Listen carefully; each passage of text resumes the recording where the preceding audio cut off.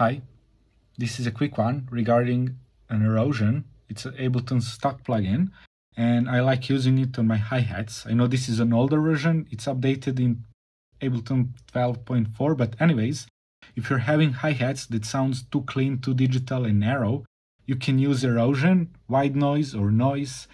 You dial the sweet spot somewhere around here and adjust the amount. You can go 20, 30, 15, 10, depends on the hi-hats you have. So let's go into the DAW and hear how it sounds.